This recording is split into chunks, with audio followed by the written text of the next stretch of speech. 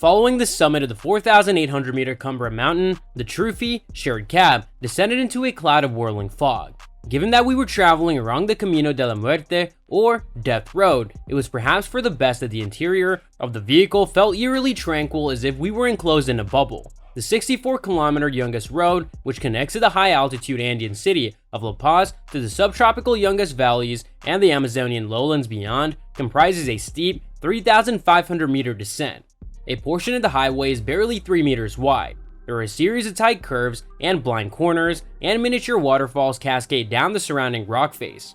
Far more prevalent than the safety barriers are roadside shrines, white crosses, bouquets of flowers, and yellowed photographs. Hello everyone, and welcome to another video. Today we'll be looking at "This road should not exist." Yeah, you heard it right.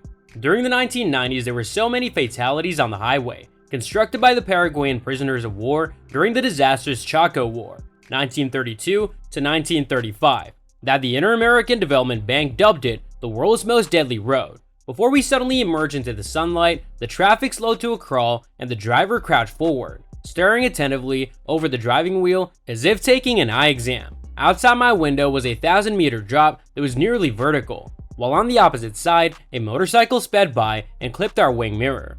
A trio of cyclists dodged a crater-sized pothole just ahead. Although a bypass has been created around the most treacherous section, the road's macabre reputation has made it something of a tourist attraction, and it attracts a constant stream of travelers wanting to ride it down. The path is also the entrance to an unexplored region with potent ties. The youngest, warm lands in the indigenous Aymara language, which is spoken by approximately 1.7 million Bolivians, are a fertile, remarkably biodiverse transition zone between the Andes and the Amazon, and are closely linked to two resources that have sparked fascination and reverence, misunderstanding and controversy: coca and gold.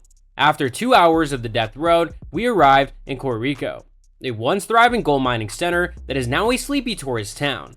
It is nestled within an emerald green slope and features a temperate temperature, panoramic views of rolling hills, and reasonably priced places to eat, drink, and sleep.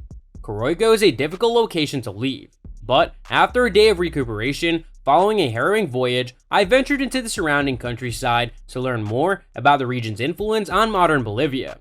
The youngest, which extend along the eastern slopes of the Andes, has become an agricultural hub due to their fertile soils and copious rainfall. The region, which was crisscrossed with historic trade routes originally traversed by llama caravans, served as a source of food for the Inca and earlier empires such as the Tiwanaku. This custom continues to this day. I passed terraces of coffee, bananas, cassava, guavas, papayas, and citrus fruits as I went towards the Rio Corico along the trail that dates back centuries. Coca was among the shrubby plants with slender branches, oval leaves, and scarlet berries. Coca has been an integral part of many South American cultures for millennia, and Bolivia is one of the continent's largest producers, with hundreds of square kilometers of land devoted to the crop, of which 2/3 are in the youngest. The leaves are rich in vitamins and minerals and function as a mild stimulant to combat altitude sickness, stave off hunger, thirst, and fatigue, promote digestion, and inhibit discomfort. They've been utilized for religious rites, medicine, currency, and social lubrication for 8,000 years. Coca was initially demonized by the Spanish. The colonial authorities had a change of heart and commercialized the crop after realizing the crop's favorable effects on the indigenous peoples compelled to work in mines and plantations. Slowly, interest in coca spread outside the continent. A Legend of Coca, written by Londoner Abraham Cowley in 1662, is believed to be the first English language mention. Endowed with leaves of miraculous sustenance whose juice, it was absorbed and taken into the stomach, long periods of hunger and toil can be sustained. Coca and its psychoactive alkaloid, cocaine, became widely popular in Europe and North America during the 19th century, appearing in beverages, tonics, medications, and other items. They included the French wine Vin Mariani, which contained more than 200 milligrams of cocaine per liter. Thomas Edison, Ulysses S. Grant, Emile Zola, and Pope Leo XIII, to name a few, were among the drink's devoted consumers, who even appeared on a promotional poster. In the US state of Georgia, the success of goods such as Vin Mariani led former Confederate soldier and chemist John Pemberton to invent Pemberton's French wine Coca, which originally contained a mixture of cocaine, alcohol, and caffeine-rich kola nut extract. Cocaine-free coca leaf extract is used as a flavoring agent in Coca-Cola, although cocaine and alcohol have been eliminated for decades. Cocaine and cocaine-based goods were allowed in Europe and North America during the late 19th and early 20th centuries, thanks to advocates such as Sigmund Freud, who produced multiple papers on the subject and experimented on himself. A small amount lifted me to the heights in marvelous fashion.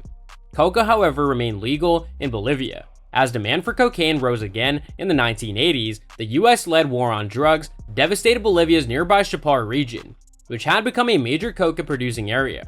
Anti-narcotics activities resulted in widespread human rights violations, such as murders, torture, arbitrary arrests and detentions, beatings, and thefts.